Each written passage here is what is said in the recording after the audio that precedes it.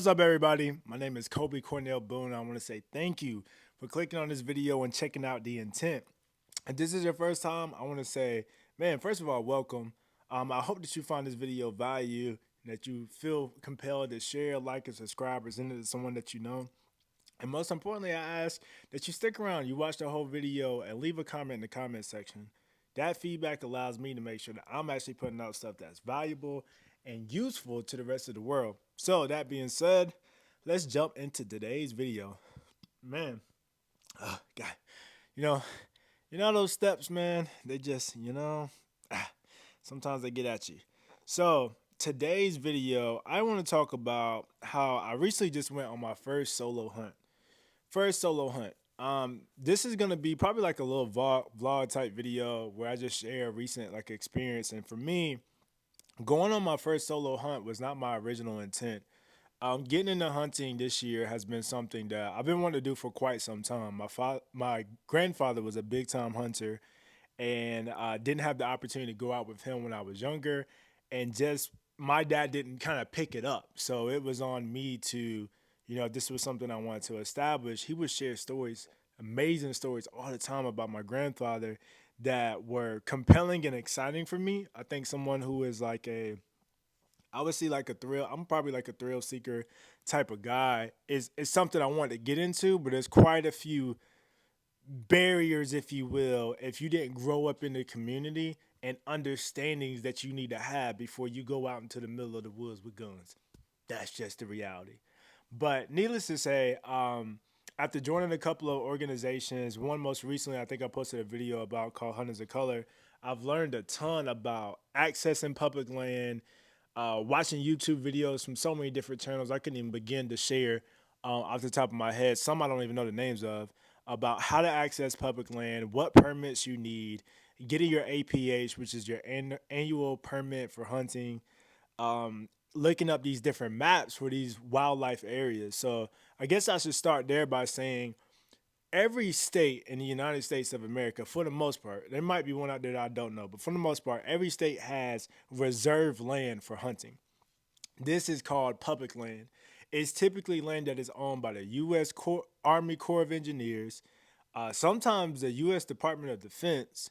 Um, it can be these like the U.S. Fish and Wildlife Service, I think it's called. Um, it could be the state, like these different entities. It can be military. I know in Eastern North Carolina, where I'm from, there's areas that are owned by like the Air Force and stuff like that you can hunt, bear, deer, stuff like that. But anyway, just like Yellowstone National Park or whatever, there's certain parts that you can go and you can observe like wildlife and just hike and just have a good time, camp. And then there's typically parts of those same areas that you can also hunt, like firearm hunt instead of just fishing. And part of my education through Hunter's Ed and stuff like that has taught me how to access that land, look at maps, and figure out where it is. Needless to say, I about dropped the whole thing.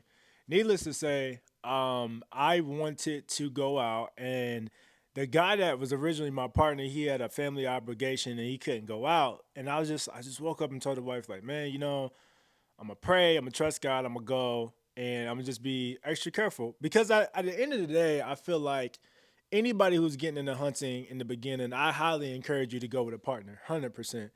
100%. You need to be familiar with the area. You need to spend time on maps and stuff. And then also be cognizant in having a partner or something that could be there by your side. Because it could be a threat, right? It could be a threat from an animal standpoint. It could also be a threat from like a people standpoint. There are some weirdos and some crazies out there. Um, but I will also add this, and this is a conversation I had with my mom, who moms are just moms, right? At some point, you've got to like be brave. I don't even know what to call it. Like be brave but not be stupid, right? Like when I went out, I had my sidearm with me, which I am anybody who's a experienced hunter would probably say this is not enough caliber size for like a bear or something. But I took my everyday carry, my EDC with me, which is a 9 millimeter Glock 43X, um, with a red dot on it, and like I think there's 12 in there is the mag capacity. So that is on me the whole time. Like as I'm trekking through the woods, literally I have that on me. I as well have my 308, my Savage Arms 110 Chamberlain 308 Hunter, as well as I have my AR-15, which I plan to use. So I had an AR-15 with me um, that I plan to use for the coyotes I was actually hunting. So and I had a 40 round mag with that and a 30 round mag and extra. So I feel like if I had to make a stand, God forbid, or something, I had enough to do what I need to do. Um, but case in point, all in all, on this video that I want to share is, you know, getting into any new hobby can be daunting in the beginning of itself. And I highly encourage anybody to do the education and do the research that's needed to make sure that you are comfortable in that new thing. I thank God. I prayed before I went out and before I entered into the actual area. I prayed for his protection. I prayed for that he would just keep me from danger seen and unseen. And I went out and did it. Um, Saw plenty of tracks, no coyotes.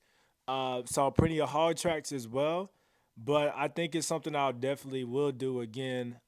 If I don't have anybody to come out again, this was one that I was originally scouting, and it ended up turning into like if I was able to make a stand, I would, and I didn't because I didn't find that perfect area or spot that I was per se looking for. But for somebody who's getting into hunting or new or whatever, here's a quick picture right here. Some different tracks. You probably can or can't see some coyote tracks in there, some deer tracks, some pig tracks as well. For anybody who's looking to get into hunting, I would say, man, start off with a small area. Start off with some public land by a lake that's pretty frequented by people or something, and just get used to scouting in general in an area that's maybe not as wilderness yet. Like this place was dang near Oklahoma. So I'm in the Dallas DFW area. This area was dang near Oklahoma, as I said. It was pretty new. You know, I was probably pushing it a little bit. But again, your confidence grows, your faith in God grows as well as you spend time with Him in the wilderness, in the woods. And I think ultimately the best way for you to learn, you can sit and watch YouTube videos all day. You can watch guys talk about it. And in my opinion, you can go out and be about it at some point. And that's how you grow and kind of develop more and more. So I hope you guys like this video. I want to do more rapid fires like this where I just get straight to the point, give you context. If you do like this, I just ask that you like, share, subscribe. Send this to somebody that you know that would find value with this video. And until next time, thank you for checking out the